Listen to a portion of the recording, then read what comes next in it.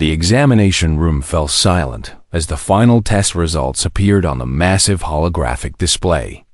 Marcus Chun stood in the center of the circular chamber, surrounded by towering alien figures who represented the most powerful military forces in the galaxy. Above his head, the numbers glowed in harsh blue light. 000. Every single combat assessment had resulted in complete failure. Commander Sixth of the Krillian Defense Corps clicked his mandibles together in what Marcus had learned was their version of laughter. The insect-like alien stood nearly 8 feet tall, his black chitinous armor gleaming under the chamber's artificial lights. His compound eyes reflected the test scores with obvious amusement. Perhaps the human should consider a different career path, Sixth said, his voice producing a series of clicks and buzzes that the universal translator converted to mocking tones. Maybe farming, or cleaning waste disposal units. Something more suited to his species' obvious limitations. The other alien observers joined in with their own versions of laughter. The Vorthic representatives made high-pitched whistling sounds while their 6 eyes rotated independently to focus on Marcus. Their slender gray bodies swayed with what Marcus recognized as their expression of superior amusement. The massive Gavani warriors simply grunted and snorted, their thick blue skin rippling as they shook their enormous heads. General Thokmar of the Gurvani Heavy Infantry stepped forward, each footstep making the floor vibrate slightly. He stood 12 feet tall and weighed nearly half a ton of pure muscle and bone. His deep voice rumbled through the chamber like distant thunder. In Gurvani culture, a warrior who shows such weakness would be exiled from the tribe, he announced. This human cannot even hold a weapon properly, much less use one in battle. Why does Earth send us their weakest specimen? Admiral Vexara of the Vorthak Strategic Command tilted her elongated head, studying Marcus with clinical interest. Her multiple eyes moved independently, creating a disturbing kaleidoscope effect as she spoke. The psychological profiles indicate this human possesses average intelligence for his species, she said in her melodic voice. However, his complete inability to demonstrate any combat instinct suggests a fundamental flaw in human military development. Perhaps their peaceful nature has made them unsuitable for real warfare. Marcus remained standing in the center of the room, his hands clasped behind his back in a position that looked respectful, but was actually helping him memorize every detail of the chamber's layout. He had spent weeks observing these aliens, learning their body language, their speech patterns, and most importantly, their assumptions about human capabilities. The Galactic Defense Alliance had invited Earth to participate in their military exchange program after decades of careful observation. Humanity had finally achieved faster-than-light travel and made contact with galactic civilization. The other species had grudgingly agreed to test whether humans could contribute anything meaningful to their ancient military traditions. Marcus had volunteered for this program, knowing full well what he was walking into. The other species saw humans as weak, primitive creatures who had barely crawled out of their home system. They expected nothing from the soft pink bipeds who still fought wars with chemical explosives and metal projectiles. What they did not know was that Marcus had deliberately failed every single test during the tactical simulation exercises. He had studied how each alien species approached problem solving. The Krillians always chose the most aggressive solution, charging forward with overwhelming force and expecting their enemies to break under pressure. The Vorthic analyzed every possible outcome until they became paralyzed by choices, often taking so long to decide that opportunities passed them by. The Gorvani relied purely on physical strength and direct confrontation, never adapting their strategies when faced with unexpected situations. In the weapons proficiency tests, Marcus had carefully observed how each species handled their traditional armaments. He learned about their manufacturing techniques, their tactical doctrines, and most importantly, their weaknesses. While scoring 0 on accuracy, he had memorized the technical specifications of dozens of alien weapon systems. The psychological evaluation had been the most challenging test to fail convincingly. Marcus possessed a naturally analytical mind that wanted to solve problems efficiently. He had to work hard to appear confused and overwhelmed while actually cataloging every detail about alien military psychology. Ambassador Teleneth of the Hegemony Council stepped forward to deliver the official verdict. The elderly Vorthak diplomat had overseen first contact with dozens of species throughout galactic history. His voice carried the weight of institutional authority as he spoke. Marcus Chen of Earth, you have failed to demonstrate any aptitude for military service within the Galactic Defense Alliance. Your performance in combat simulations ranked in the bottom percentile of all tested species. Your tactical analysis showed no understanding of basic strategic principles. Your weapons handling was deemed dangerous to yourself and others. The ambassador paused, allowing the weight of these words to settle over the chamber. The alien observers watched Marcus carefully, expecting to see disappointment or shame in his reaction. Instead, they saw only calm attention, as if he was listening to a weather report rather than a judgment of his capabilities.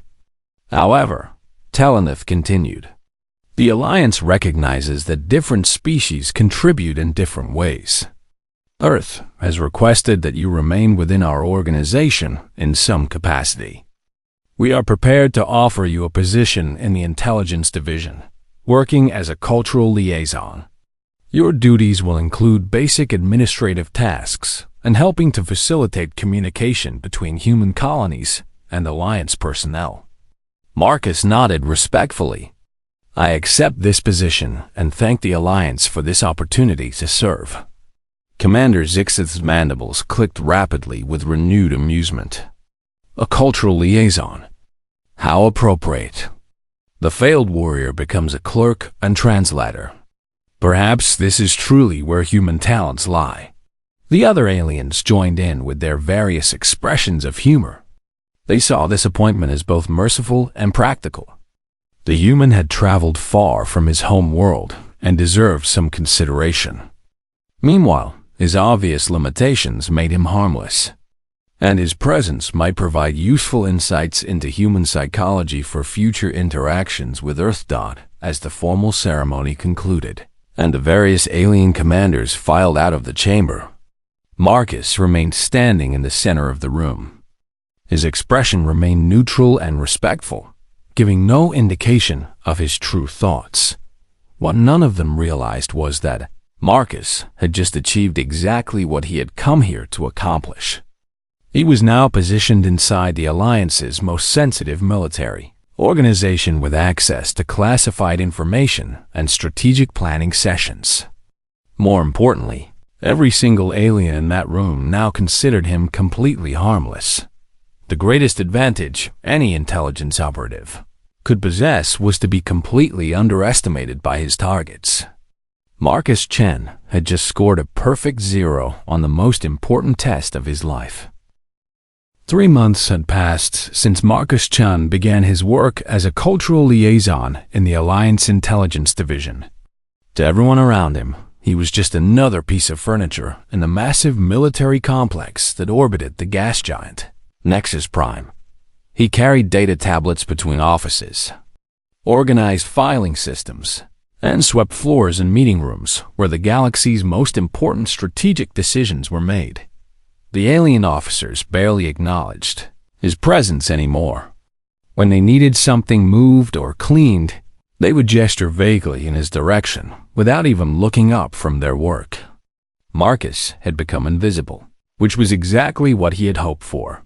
His daily routine started before the artificial dawn cycle in the station's habitat rings. While the alien personnel slept according to their various biological rhythms, Marcus walked through empty corridors and studied everything around him. He memorized the layout of secure areas, learned the patrol patterns of security guards, and observed which doors required special clearance codes in the mornings. He delivered classified reports between different department heads. The aliens handed him sealed containers without a second thought, assuming that a failed human warrior could not possibly understand the complex military intelligence contained within. What they did not know was that Marcus had taught himself to read their written languages during his spare time. The Krillian tactical reports fascinated him the most. Their entire military doctrine was based on what they called honor through overwhelming force. Every battle plan involved direct frontal assaults with maximum firepower. They considered anything else to be cowardly and dishonorable. Marcus noted that they had never fought an enemy who used unconventional tactics effectively. The Vorthek's strategic analyses were equally revealing. Their six-eyed vision gave them exceptional ability to see multiple possibilities, but this advantage had become a weakness. Their reports contained dozens of contingency plans for every scenario, but they often became paralyzed when forced to make quick decisions.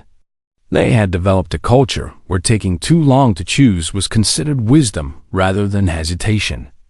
The Gorvani combat assessments were the simplest, but also the most honest. Their reports focused entirely on physical capabilities and direct confrontation. They measured success by how much damage they could inflict and absorb.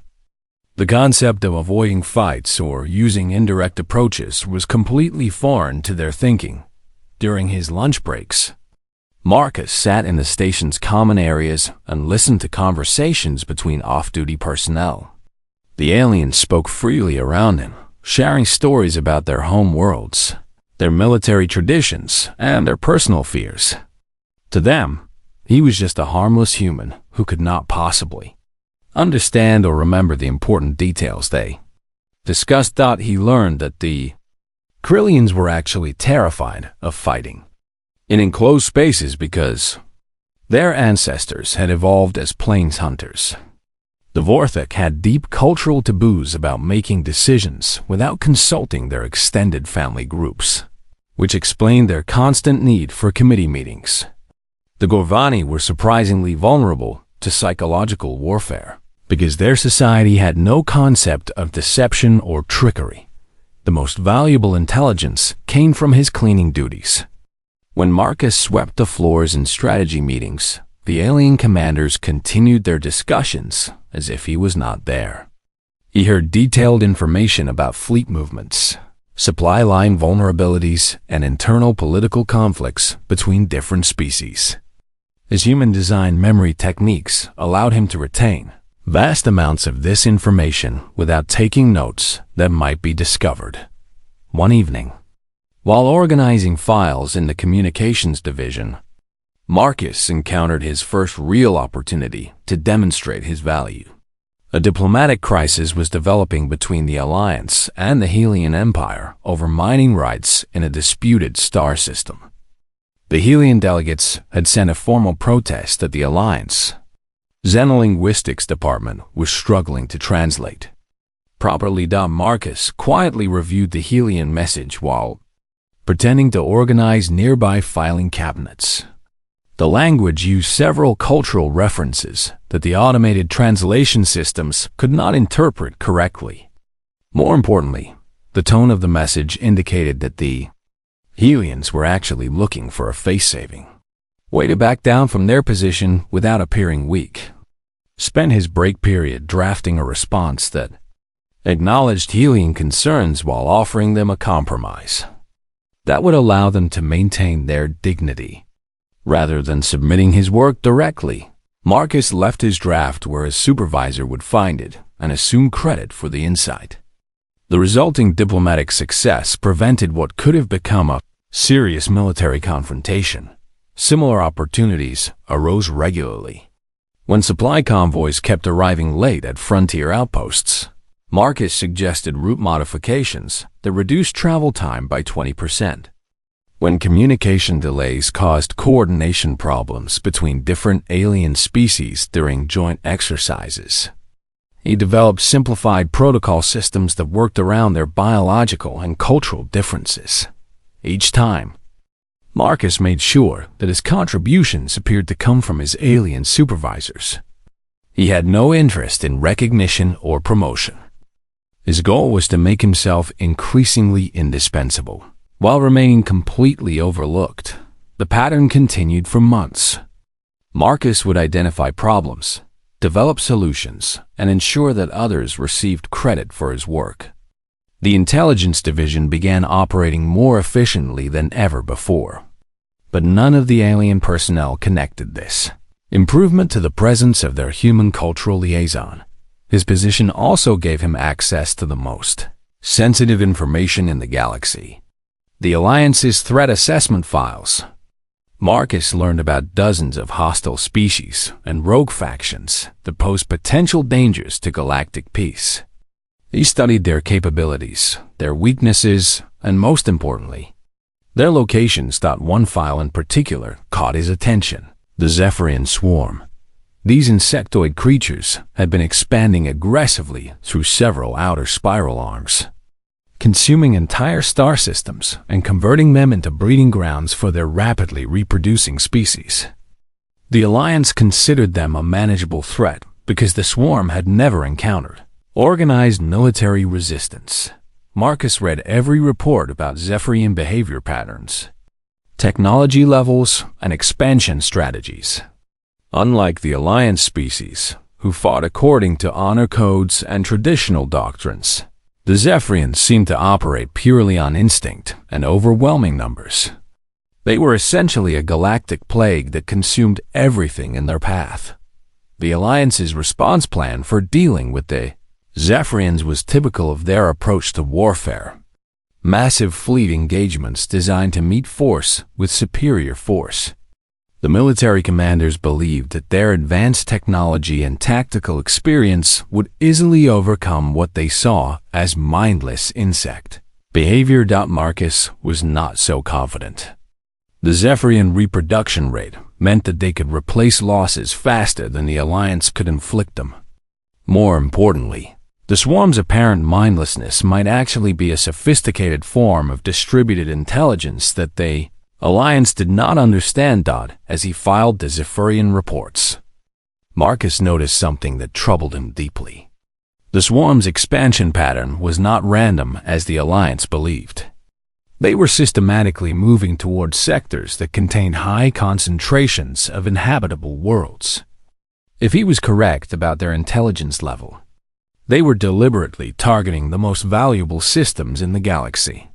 That night, Marcus lay in his small quarters and stared at the artificial stars projected on his ceiling. He had achieved everything he had planned when he first volunteered for the exchange program.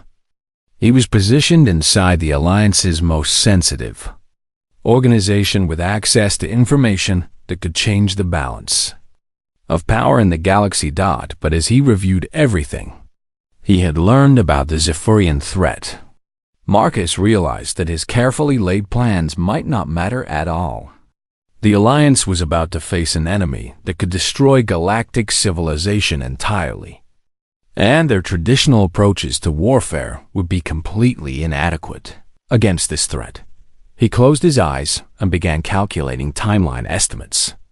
If the Zephyrian expansion continued at its current rate, they would reach the core systems within 2 years. The Alliance would need that time to reorganize their entire military doctrine. Assuming they could be convinced to change their ancient traditions and all, Marcus had positioned himself to observe and learn from the galaxy's greatest military powers.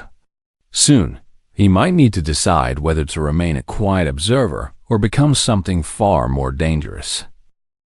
The emergency session alarm echoed through the Alliance Command Center at precisely 0347 station time. Marcus Chun was mopping floors in Section 7 when the piercing sound cut through the normal background hum of the intelligence complex.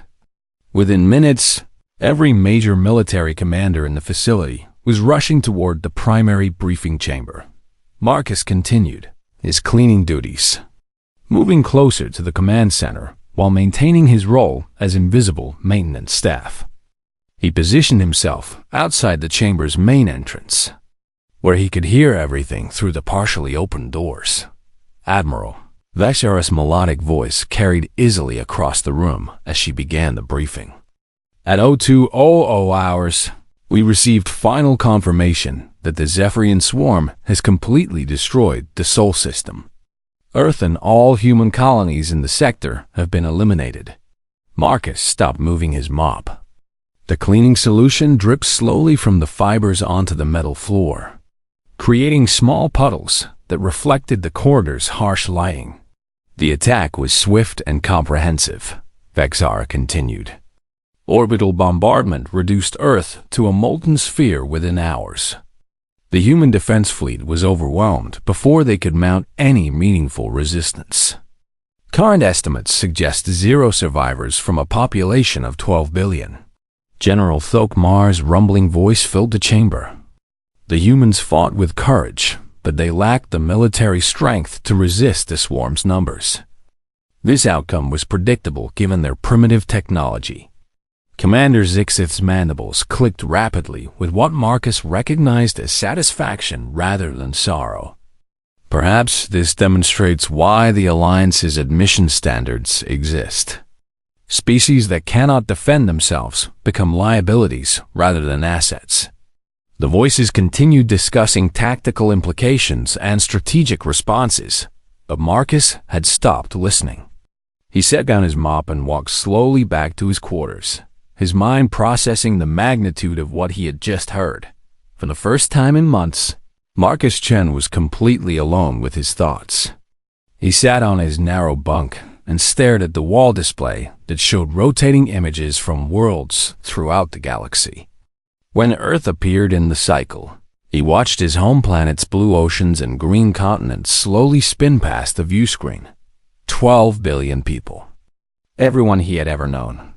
His family, his friends, his entire species' history and culture, all reduced to glowing slag floating in space. The Zephyrian swarm had not just destroyed a planet. They had committed genocide on a scale that defied comprehension. But what disturbed Marcus more than the loss itself was the aliens' reaction to it. They spoke about humanity's destruction with the same detached professionalism they used to discuss supply requisitions. Earth's death was simply another data point in their ongoing assessment of the Zephyrian threat. Marcus spent the next 18 hours in his quarters, officially listed as suffering from emotional distress following news from his home system. The alien medical staff prescribed standard psychological stabilizers and recommended that he take additional time to process his grief. Instead, Marcus used those hours to review everything he had learned about Alliance military capabilities, Zephyrian tactics, and the political structure that governed galactic civilization.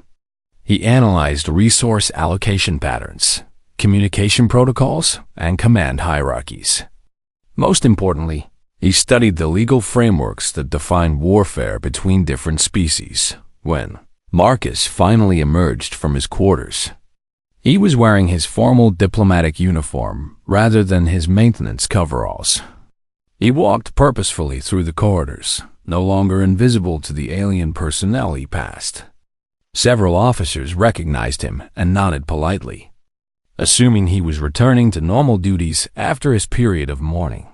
The Alliance High Command was conducting its regular strategic planning session when Marcus entered the chamber. The circular room fell silent as the human walked to the center and placed a single document on the holographic tactical display. Admiral Vexara's 6 eyes focused on him with surprise. Marcus, we were not expecting you to return to duty so soon. Perhaps you should take additional time to recover from your loss. I appreciate your concern, Marcus replied, his voice carrying a weight that made several species' natural threat detection instincts activate. However, I am here on official business. I am formally notifying the Galactic Defense Alliance that humanity is withdrawing from all mutual defense treaties, effective immediately. The chamber erupted in confusion. Commanders spoke simultaneously in multiple languages, their voices creating a cacophony of clicks, whistles, and rumbles. General Thokmar's massive fist slammed against the table hard enough to crack its surface. "Impossible!" the Gorvani warrior bellowed. "Humanity has no military forces left to withdraw. The Zephyrians destroyed everything." Marcus waited for the noise to subside before continuing. "Furthermore, I am declaring war on the Zephyrian swarm in the name of the surviving human diaspora." This announcement produced an even stronger reaction. Commander Zixith's mandibles clicked so rapidly they produced a high-pitched whine. His compound eyes reflected the chamber's lights as he stared at Marcus with obvious disbelief. "You?" Zixth managed to say between fits of clicking laughter. "The human who scored 0 on every combat assessment? You are going to fight a swarm that has consumed 17 star systems?" The other commanders joined in with their species equivalent of derisive laughter. The Vorthik whistled in harmonious patterns that indicated extreme amusement. The Gorvani snorted and grunted while their massive bodies shook with mirth. Admiral Vexara attempted to restore some dignity to the proceedings. "Marcus, we understand that grief can affect judgment. The Zephyrian swarm represents the greatest military threat our galaxy has faced in centuries. Even our combined forces have struggled to contain their expansion. A single human, regardless of his intentions, cannot wage war against such an enemy." Marcus smiled. The expression looked natural and friendly, but something about it made the alien commanders gradually stop laughing. The chamber slowly returned to silence as they recognized an expression they had never seen from their former cultural liaison. "I understand your skepticism," Marcus said, his voice remaining calm and conversational. "After all, I failed every military test you gave me.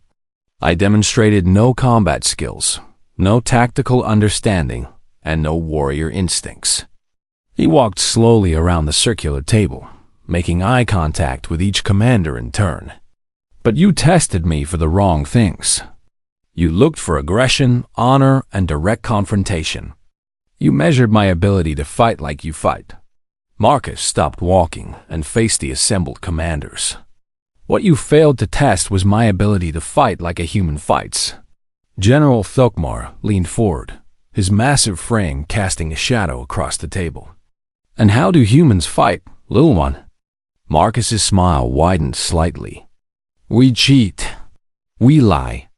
We use every advantage we can find, and we create advantages that do not exist. We fight dirty, without honor, and we never stop until our enemies are completely destroyed." The chamber remained silent as the commanders absorbed this statement. Several species shifted uncomfortably in their seats, while others activated their defensive posturing instinctively. The Zephyrian swarm believes they understand warfare because they have faced your traditional approaches. Marcus continued. They expect honor codes, predictable tactics, and civilized rules of engagement.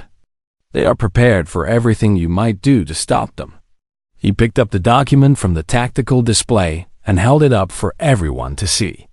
They are not prepared for what I am going to do to them. Admiral Vexara's voice carried a note of genuine concern when she spoke. Marcus, even if you possess capabilities we have not recognized, you are still just one individual. The swarm commands billions of combat units across dozens of star systems. That is correct, Marcus agreed. Which is why this will be over quickly. He placed the document back on the display and activated the holographic projection. The legal text appeared in the air above the table, written in the formal diplomatic language used for official declarations of war. As the last surviving representative of Earth's government, I am invoking Article 12 of the Galactic Warfare Conventions. This grants humanity the right to prosecute our conflict with the Zephyrian swarm without interference from other species. Commander Zixith's mandibles clicked uncertainly. Article 12 applies only to species with the military capability to wage independent warfare. Marcus nodded. I am glad you are familiar with the relevant law. When I finish with the Zephyrians, we can discuss war reparations for Earth and the establishment of new territorial boundaries. The alien commanders looked at each other with growing unease. None of them had ever seen this side of their quiet, failed human colleague. The cultural liaison, who'd swept their floors and organized their files, had somehow transformed into something that activated every predator recognition system there. Evolution had given them. This is madness, General Thokmar rumbled, but his voice lacked its usual confidence. Marcus gathered his documents and walked toward the chamber's exit. As he reached the doorway, he turned back to address the assembled commanders one final time. In 6 months, the Zephyrian swarm will surrender unconditionally. When that happens, the first sign that Marcus Chun's war had begun came 3 days after his declaration. Intelligence reports from the Outer Rim sectors described strange malfunctions in Zephyrian communication networks. Swarm units that had been perfectly coordinated for months suddenly began attacking each other. Instead of Alliance targets, Admiral Vexara studied the tactical displays in the Alliance command center with growing confusion. Her 6 eyes moved independently as she tried to process the impossible data streaming in from monitoring stations throughout the galaxy. The Zephyrian Queen node is broadcasting contradictory orders, reported Lieutenant Kexthy, a young Vorthic communications specialist. Multiple hive clusters are receiving different instructions for the same objectives. Some units are being told to advance while others retreat to the same positions. Commander Zixeth's mandibles clicked with nervous energy as he reviewed the battle reports. This cannot be accurate. The swarm has operated with perfect coordination for decades. Their hive mind structure prevents this type of confusion. General Thokmar paced behind the command stations, his massive footsteps creating vibrations that rattled equipment throughout the chamber. Perhaps their expansion has exceeded their communication capabilities. Even hive minds have limits. But Admiral Vexara was beginning to suspect a different explanation. She had spent considerable time studying human behavior patterns during Marcus Chun's months as their cultural liaison. Humans possessed a natural talent for what they called thinking outside the box, finding solutions that violated conventional logic. Computer, display all recorded instances of Zephyrian communication failures over the past 72 hours, she commanded. Holographic display filled with data points showing the locations and times of every reported malfunction. The pattern that emerged was not random as they had initially assumed. The failures followed specific pathways through Zephyrian space, systematically disrupting the most critical communication nodes in their network. Someone is deliberately sabotaging their command structure, Vexara announced. This is not equipment failure or operational overload. This is electronic warfare on a scale we have never witnessed. The other commanders gathered around the display, studying the pattern of disruptions with growing amazement.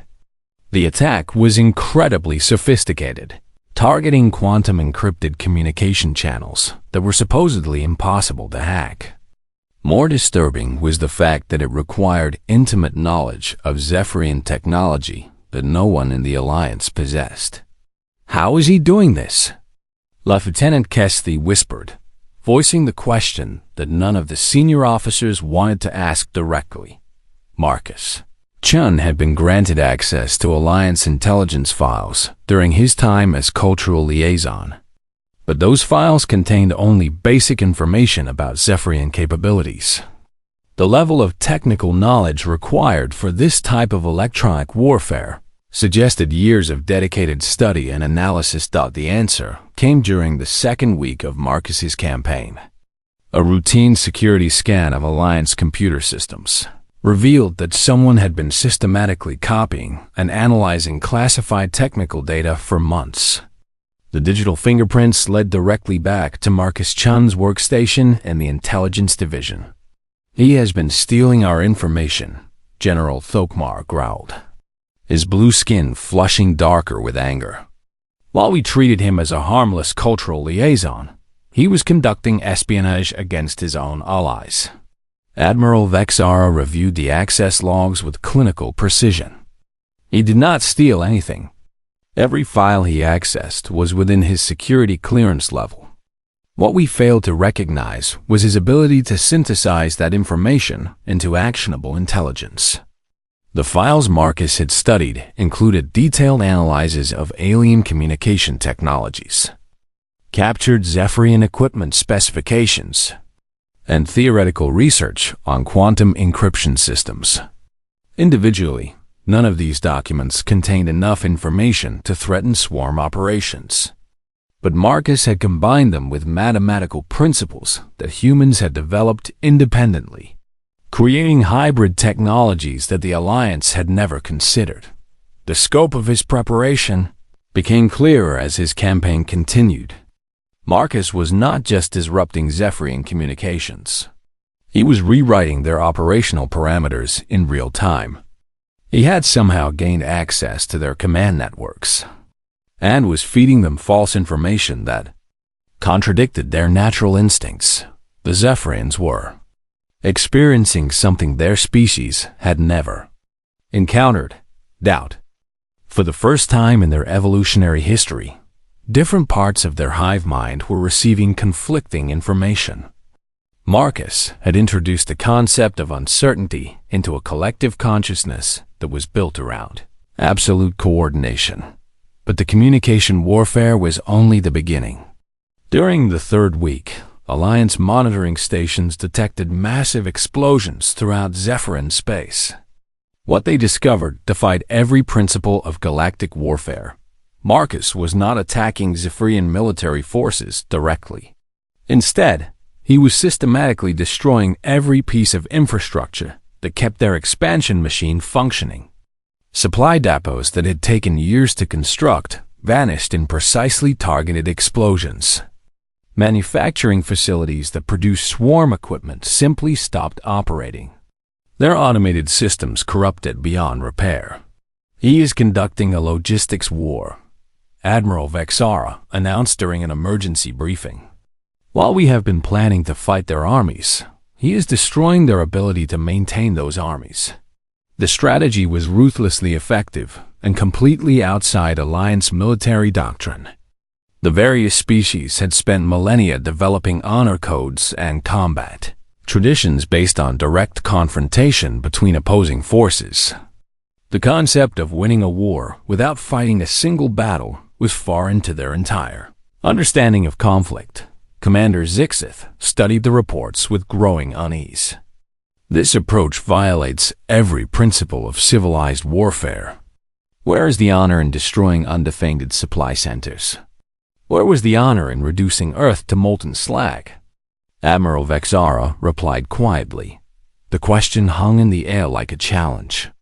The Alliance commanders were beginning to understand that their assumptions about warfare itself were being systematically destroyed along with Zephyrian infrastructure.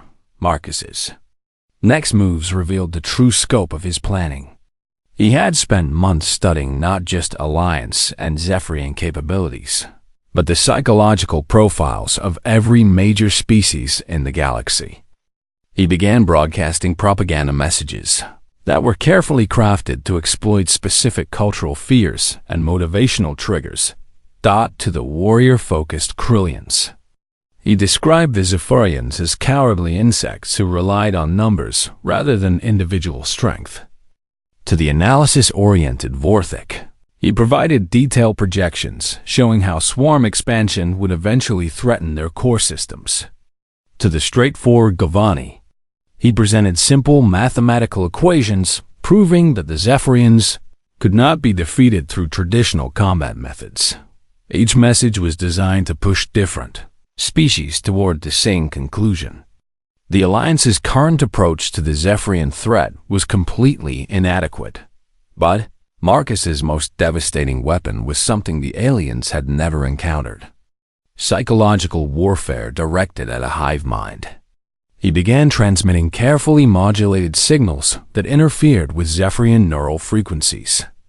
The signals did not damage their communication systems. Instead, they introduced concepts that were toxic to collective consciousness, individuality, self-doubt, fear of making wrong decisions. Zephyrian swarm began to experience something that no hive mind had ever survived: internal conflict. Different clusters started developing independent thoughts and questioning orders from the Queen Node. Some units began refusing to participate in aggressive expansion, while others became hyper-violent and attacked anything within range. By the end of the 4th week, the swarm's perfect coordination had completely collapsed. Their expansion had not just stopped. It had reversed as different clusters fought each other for control of resources and territory. Alliance intelligence officers watched the collapse with a mixture of amazement and horror. They were witnessing the systematic destruction of an entire species' ability to function as a unified entity. Marcus Chen had not just defeated the Zephyrian military. He had destroyed their fundamental nature as a collective organism. "This is genocide," General Thokmar stated bluntly during a closed-session briefing. "He is not just defeating them in battle. He is unmaking them as a species."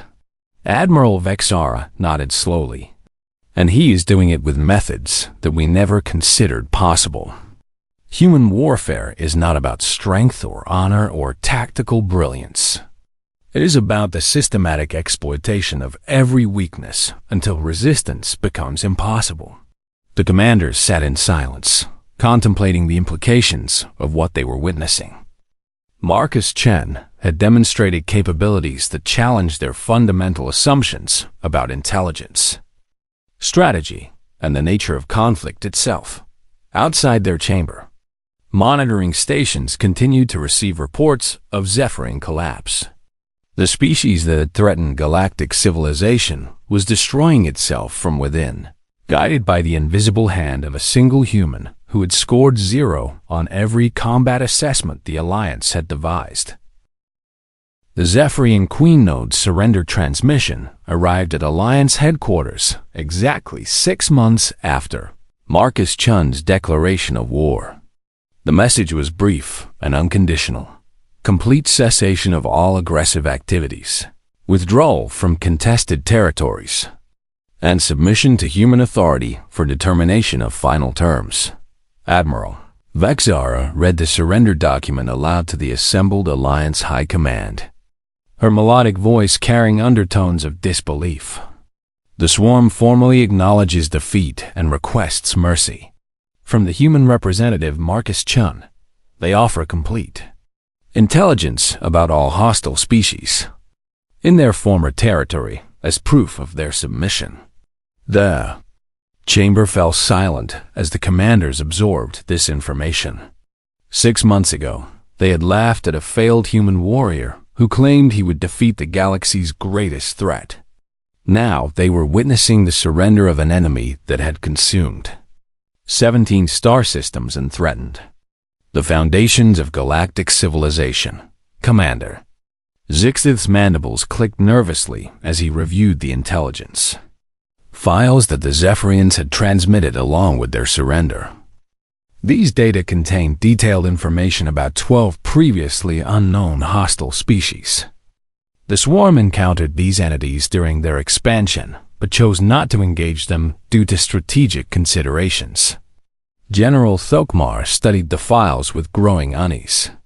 Some of these species possess technology that rivals or exceeds our own capabilities. The Zephyrians were avoiding them, not conquering them. This suggests that our galaxy contains threats we have not yet identified. The implications were staggering. The Alliance had focused all their attention on the Zephyrian swarm, while assuming that it represented the primary danger to galactic peace. The surrender intelligence revealed that the swarm had been only one player in a much larger and more dangerous game. "Where's Marcus Chun?" Admiral Vexara asked the question that everyone was thinking, but no one wanted to voice directly. Lieutenant Kexthy consulted his communication displays. Unknown, Admiral.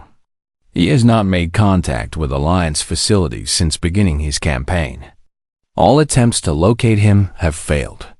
The mystery of Marcus's whereabouts had puzzled Alliance intelligence for months.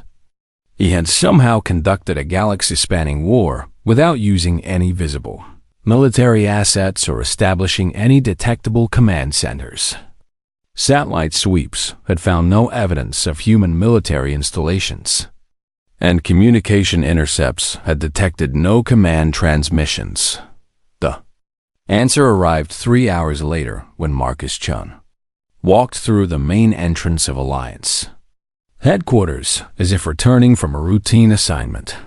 He wore the same formal diplomatic uniform he had donned for his declaration of war, and he carried a simple data tablet containing what appeared to be standard paperwork. Security personnel throughout the facility tracked his movement with barely concealed nervousness. The human who had once been invisible to them was now the subject of constant attention and barely suppressed fear. He nodded politely to alien personnel he encountered, exactly as he had done during his time as cultural liaison. Marcus entered the high command chamber without requesting permission or announcing his arrival. The assembled commanders turned to face him with expressions that ranged from amazement to apprehension. For several moments, no one spoke. "I have returned to discuss the new arrangements for galactic security," Marcus announced, placing his data tablet on the central holographic display. "The Zephyrian threat has been eliminated, and we can now address the more significant challenges that face our galaxy." Admiral Vexara found her voice first. "Marcus, what you have accomplished defies everything we understand about warfare and strategy. How did you defeat an enemy that our combined forces could not contain?" Marcus smiled with the same expression that had once made the alien commanders uncomfortable. Now it made them actively frightened. "I used the same methods that humans have always used to solve problems. I adapted to circumstances instead of forcing circumstances to adapt to me." He activated the holographic display to show a map of current galactic territory. Large sections that had been marked as Zephyrian space now showed human administrative control. More disturbing were the areas marked as neutral zones, regions, where other hostile species maintained their own territories. The Zephyrians provided extensive intelligence about threats that the Alliance has not yet encountered, Marcus continued. "There are at least 12 species in our galaxy that possess the capability to destroy galactic civilization. The swarm was actually one of the less dangerous entities we will face." General Thokmar leaned forward, his massive frame casting shadows across the tactical display. "You speak as if humanity intends to address these threats independently. The Alliance has protocols for dealing with unknown hostile species. Your protocols are based on the assumption that unknown species will behave according to established patterns of warfare." Marcus replied. "The intelligence files indicate that several of these entities operate according to principles that your military doctrines cannot address." He manipulated the display to show detailed information about the previously unknown species. The data was comprehensive and clearly gathered through extensive analysis rather than direct observation. For example, the Vexnari Empire exists in a state of temporal flux that makes traditional military engagement impossible. The Morden Collective has developed biological warfare techniques that can reshape entire species. The Kethver synthesis operates through complete mental domination of other species. Each description brought new expressions of concern from the assembled commanders. These were not enemies that could be defeated through conventional battles or diplomatic negotiations. They represented forms of warfare that the Alliance had never encountered and was not equipped to handle. "What are you proposing?" Admiral Vexara asked, though her tone suggested she already suspected the answer. Marcus gestured toward another section of his data tablet, and new information appeared on the display. Humanity is prepared to assume responsibility for galactic security operations.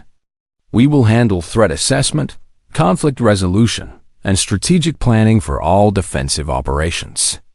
The chamber erupted in shocked protests from multiple commanders speaking simultaneously. The concept of humans taking control of galactic military operations was unthinkable just months ago. Now it seemed not only possible, but potentially inevitable.